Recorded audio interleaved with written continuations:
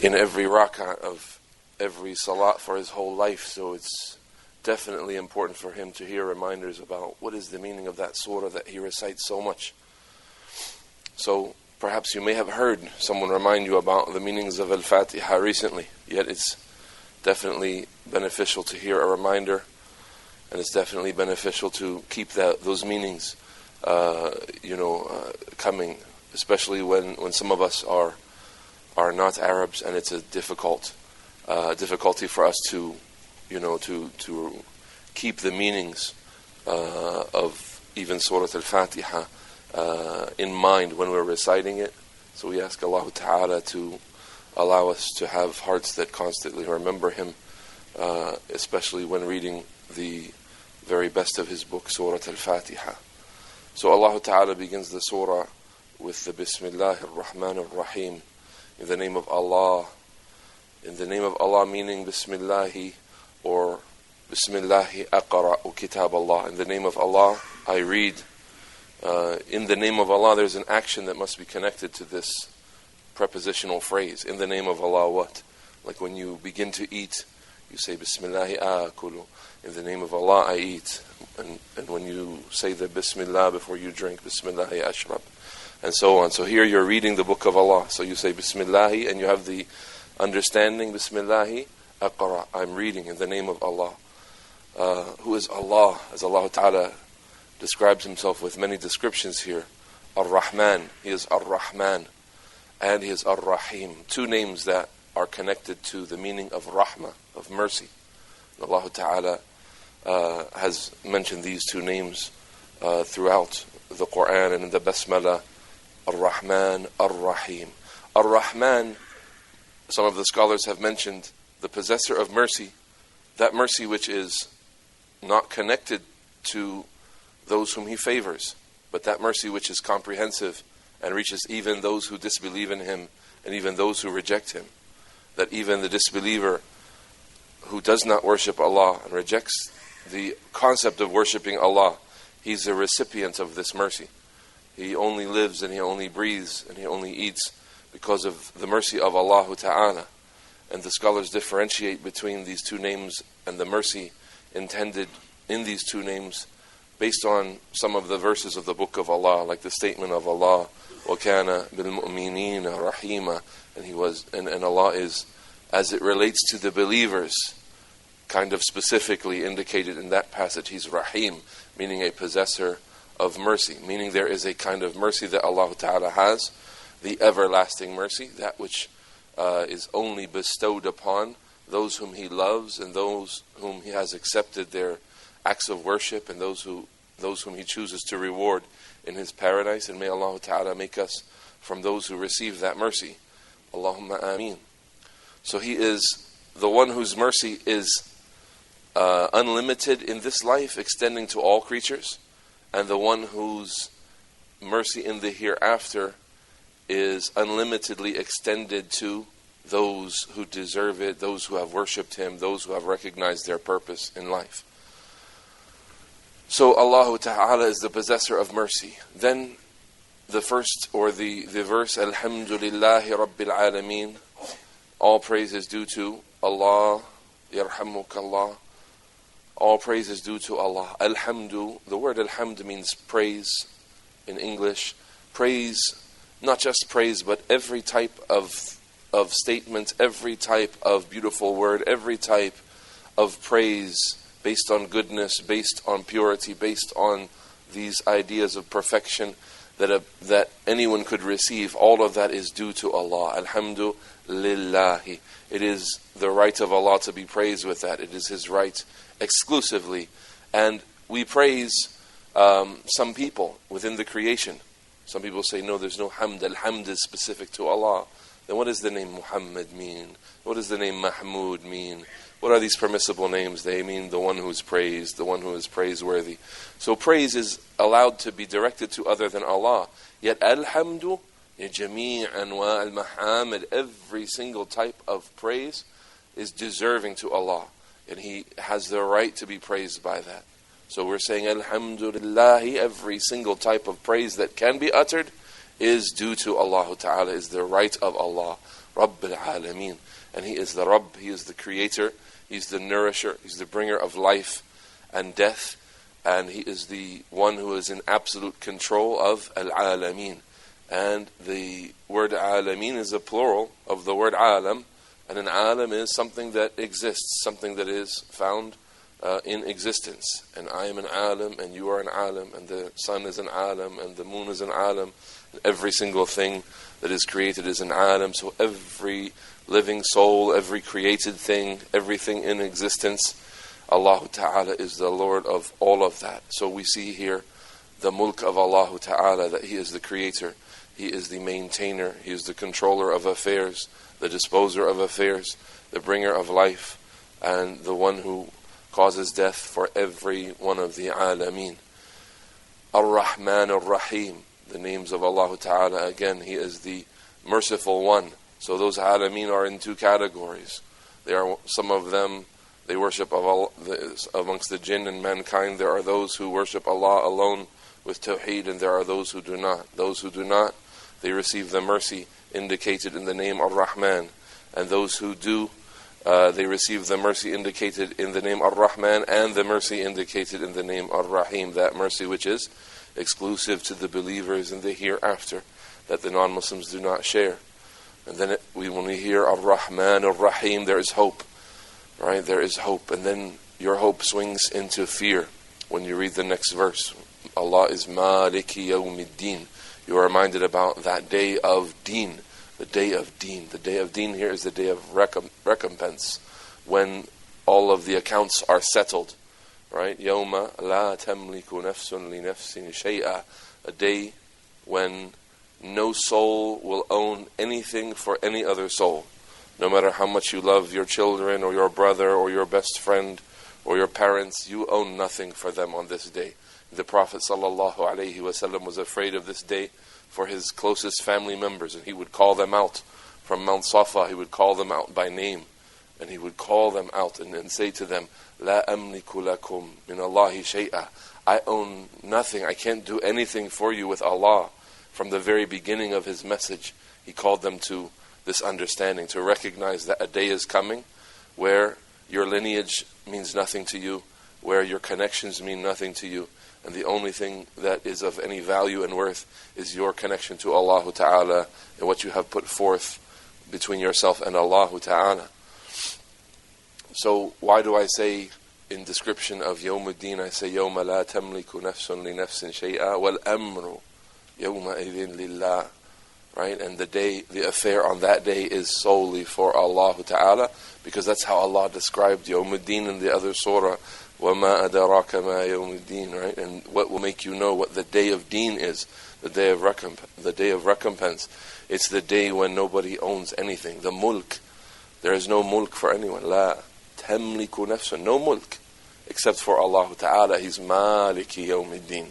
He is the owner of the dominion. He is the owner, the possessor by right of everything on that day. Then, because a person is extremely fearful, after mentioning the day of judgment and realizing that with the mention of Yawmuddin, he should have his sins in mind. He should have what he has put forth in mind. He should have his need to repent to Allah in mind.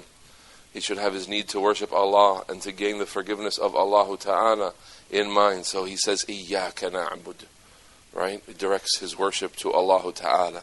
He doesn't say, Na'buduka wa nasta'inuka, like he says in Surah, in Khutbat al-Hajjah. But here, Iyyaka na'budu. This Iyyaka, when you put the Iyyaka in the front, as opposed to just saying Na'buduka, the Iyyaka makes it exclusive and puts the focus and the attention to the Ma'bud. Iyyaka na'budu.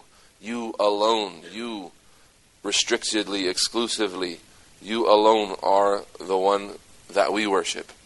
Iyyaka na'budu, from ibadah, wa iyyaka nasta'in. Because to set oneself to Allah Ta'ala with his life of worship, to set his whole life to Allah Ta'ala with acts of worship day and night, that is no easy matter for any person to accomplish. Because of that, he says, Iyyaka na'bud, and then, wa iyyaka nasta'in. There is an important connection there. if I'm going to set myself towards the worship of Allah, and if I'm going to continue upon that worship until I die, however long my life may be, that is no easy affair. And I cannot do that because I want to, because I wish to, because I have physical strength, or because I have been blessed with some guidance. I would only be able to do that if Allah Ta'ala extends His assistance to me. And so therefore, I must seek the assistance of Allah Ta'ala. So, إِيَّاكَ نَسْتَعِينُ وَإِيَّاكَ نَسْتَعِينُ. And you alone do I seek, or do we seek for assistance. And the Prophet ﷺ used to teach the importance of isti'ana, of seeking help from Allah Ta'ala. Often, he used to tell them in his khutbat al-hajjah, as we've connected already more than once to khutbat al-hajjah, he would say, إِنَّ الْحَمْدَ لِلَّهِ نَحْمَدُهُ وَنَسْتَعِينُهُ. Right? We praise Him and نَسْتَعِينُهُ, and we seek His assistance. You can say in Arabic, as a benefit in Arabic, you can say نَسْتَعِينُكَ and نَسْتَعِينُ بِكَ. You can say نَسْتَعِينُكَ directly using Allah as a maf'ul, and you can say نَسْتَعِينُ بِكَ using the ba. Why? We have in Surah Al-Fatiha إِيَّاكَ نَعْبُدُ وَإِيَّاكَ نَسْتَعِينُ. And we have in the hadith of Abdullah bin Abbas, إِذَا اسْتَعَنْتَ فَاسْتَعِنْ بِاللَّهِ. Right? So you can say أَسْتَعِينُ اللَّهِ وَأَسْتَعِينُ بِاللَّهِ. Both are acceptable. I seek the assistance of Allah, and the same meaning for the other one, أَسْتَعِينُ بِاللَّهِ.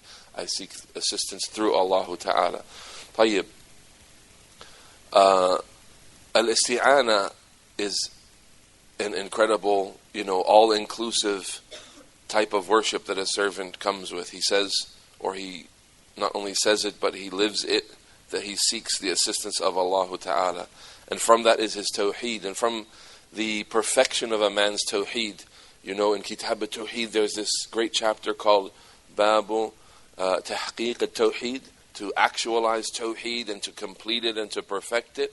And what is it from that long hadith mentioning 4 things, right? About 70,000 people that enter paradise. They have no hisab, they have no adhab. Who are they? They are the people who, what? La yatatayyarun. They don't believe in omens. What else?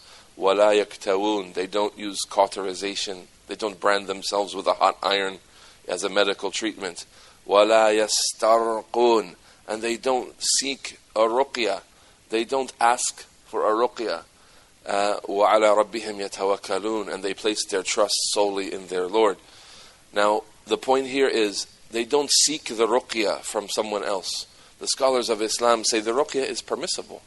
To ask, to have someone read Quran on you, or to read Quran on yourself, or to make adhkar and ask Allah Ta'ala for healing. This is a manifestation of your tawheed. So then, what's the problem here? Or what is the reason that there's a virtue for some people who go to paradise directly, no punishment, no accountability, because they left off this istirqa. Istirqa is talab al-ruqya min al-ghayr. It's to ask someone else to perform that ruqya on you, to read Quran or to make dua for you with a ruqya. The point is, as the scholars have explained, it is a su'al, it is a talab, it is asking someone else. And from the ways in general to paradise that the Prophet ﷺ guided us to, and it has to do with the perfection of our tawheed, is not asking the people for anything, even for permissible things. And the Sahaba used to be dedicated to this. Some of them would be getting ready to go on a journey, and they would get up on the camel. The camel getting up off the ground is quite a process, the legs getting in their place and all of that.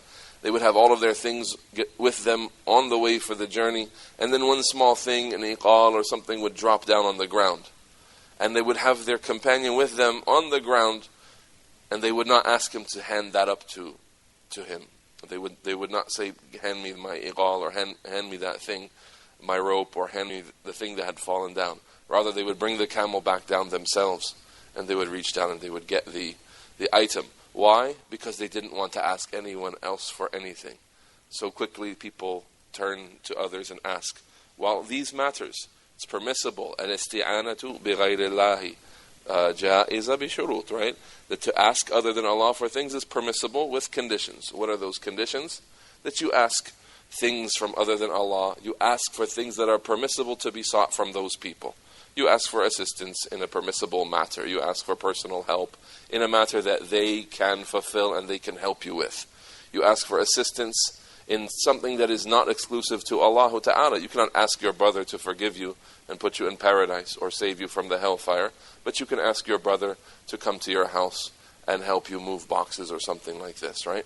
So long as this person is hayyun, hadir, qadir, he is alive, he is present, and he is capable of fulfilling what you ask. So you are allowed to, but while you are allowed to, while it is permissible, there is a virtue beyond basic permissibility.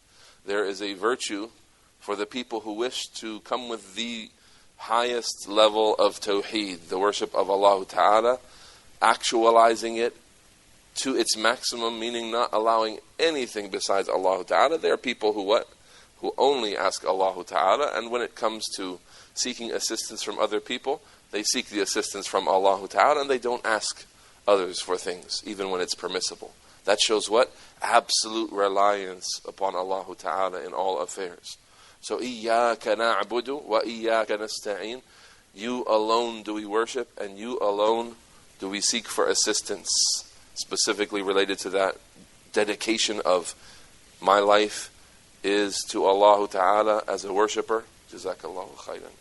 My life is to Allah as a worshipper. It is no easy task, so therefore, He is the one who I seek for assistance. Then the worshipper says, إِهْدِينَ الصِّرَاطَ الْمُسْتَقِيمِ. Guide us to the straight path. Guide us here is a very, very basic translation for this very powerful passage. You're asking for hidayah to the straight path. I'll pose a question here. The straight path, as-sirat al-mustaqim, the straight path. In brevity, what do you think it is? Give me some answers here. Anyone have an idea over here? The Sunnah. Very good. Some of the scholars of Tafsir said as-sirat al-mustaqim is the Sunnah. Tayyib. What about the Quran? Naam. Someone says naam, of course. As-sirat al-mustaqim is the Quran. Now, do we have a clash and we have to figure out which one is correct? No. Some of the scholars of Tafsir said that the sirat al-mustaqim is the path of Abu Bakr as-Siddiq radiyallahu anhu. Now we have three. We have the Quran, we have the Sunnah, we have the path of Abu Bakr as-Siddiq. Some of the scholars, they said it's the path of al-ilm al-nafi' and al-amal al-salih. It's the path of beneficial knowledge and righteous actions. Now we have a fourth statement. Is there a clash here and we have to pick which one is correct? All of these are descriptions of what? The religion of Allah Ta'ala, the religion of Islam in totality. As-sirat al-mustaqim. Some of them said it's the path that doesn't have any iwaj. It's the path that doesn't have any bending or crookedness to it. All of these statements are people expressing the religion of Islam from different terms. The religion of Islam is the Sunnah. The religion of Islam is the Quran. The religion of Islam, it is the way of the Khulafa. It is the straight path that doesn't have any crookedness. All of that is correct. It is the straight path. So then we're asking for quote-unquote guidance. We're asking for hidayah to as-sirat al-mustaqim.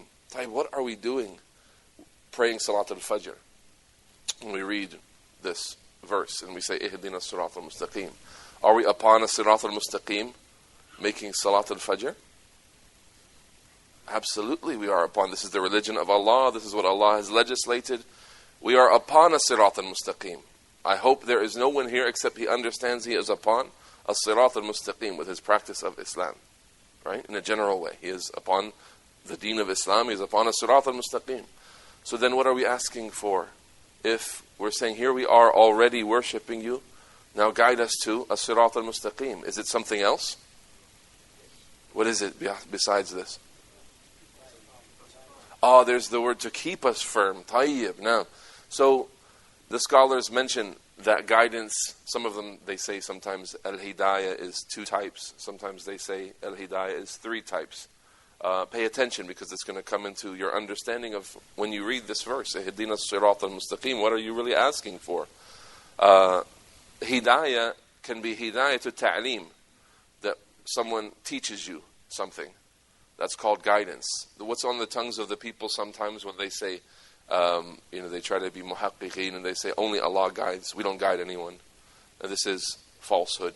If the word guidance is understood properly, we guide people by the permission of Allah Ta'ala. We teach them, we instruct them, we show them what's correct. وَإِنَّكَ لَتَهْدِي إِلَى صِرَاطٍ مُسْتَقِيمٍ. And verily you, O Muhammad, you guide to a path which is straight. So Allah has affirmed for His messenger hidayah. And we call this hidayat at-ta'lim wal-irshad, the guidance of teaching and showing the way, the guidance of instruction. Tayyib. In essence, we're not excluding this from what we ask Allah. We're asking for this. We're asking from Allah for those who would teach us and those who would come to us and instruct us in our religion. We're asking for an increase in teachings and knowledge of Islam. When we say ihdina as-sirat al-mustaqim, no reason to exclude it. However, there's something more important. Hidayah is also the qabul al-haq, the hidayah of the qulub, to be guided to accepting the truth, right? Now, this is where it gets really important, that the guidance to accepting the truth, which is exclusively to Allah Ta'ala, is definitely something we're asking for, but that's not all as well. Because we could, imagine this, we could receive the hidayah of ta'aleem. We could have people teaching us accurate teachings in Islam. We could have, and we understand and we thank Allah Ta'ala for this, that we have already received hidayat al-tawfiq. That means I have accepted Islam. I have submitted to the religion of Islam. Here I am in a masjid worshipping Allah Ta'ala. That means I have been blessed with hidayat al-tawfiq. But yet with these two matters in place, I may go to the hellfire forever. It's serious. It's in front of me. Something is missing. There's a hidayah missing here.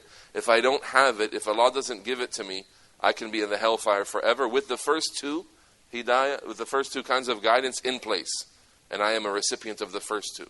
What's that hidayah? It's the hidayah of a-thabat, right? The hidayah of stability. For how many people have been blessed by Allah to have someone teach them proper teachings? And how many people from there have accepted those teachings and embraced them and implemented them? Yet, how many people from those die upon that? And they meet Allah Ta'ala after worshipping Him without committing any act of shirk, without falling into apostasy, without rejecting that, remaining stable upon that all the way until the end. That's what takes you into the hereafter upon Tawheed. That's the hidayah that matters, the third kind. So make sure that when you are reciting Ihdina as-sirat al-mustaqim, you have in your mind that you are begging Allah Ta'ala for this hidayah to thabat, the guidance of stability. Lest if you're just asking Allah for the guidance of teaching, then you've already been blessed with that. If you're just asking Allah for the guidance of accepting the truth, you've accepted the truth. What's most important here is that you are given the guidance from Allah that only He gives, that is stability upon the truth all the way to a person's death, right? And then Allah Ta'ala reminds us about the two paths of negligence and heedlessness.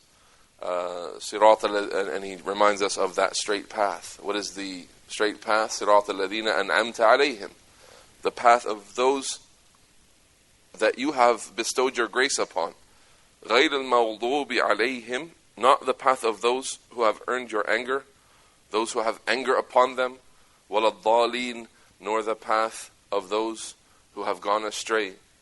The scholars have mentioned that the path of those who have anger upon them, it is the path of the Jews and those who resemble the Jews in the concept of having knowledge but not practicing it.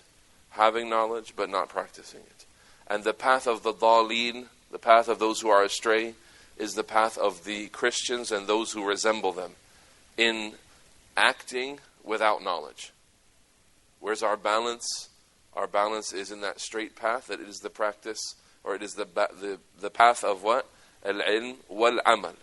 It is the path of having proper, upright, authentic knowledge and practice with sincerity and mutaba'ah and following what is found in that knowledge. If we gain knowledge of Allah Ta'ala, knowledge of His paradise, knowledge of His punishment, knowledge of the ways to achieve or knowledge of the ways to gain Allah's mercy and to avoid His anger, and then we don't put that into practice, then we resemble the Jews in having knowledge without practice.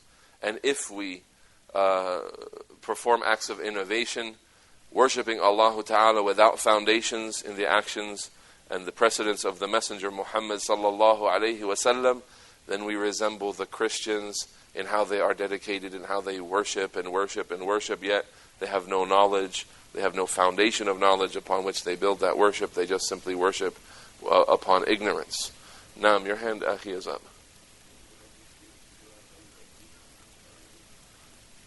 Yeah, I read it and I just gave a brief explanation of it. The path of those whom you have bestowed your grace. Naam.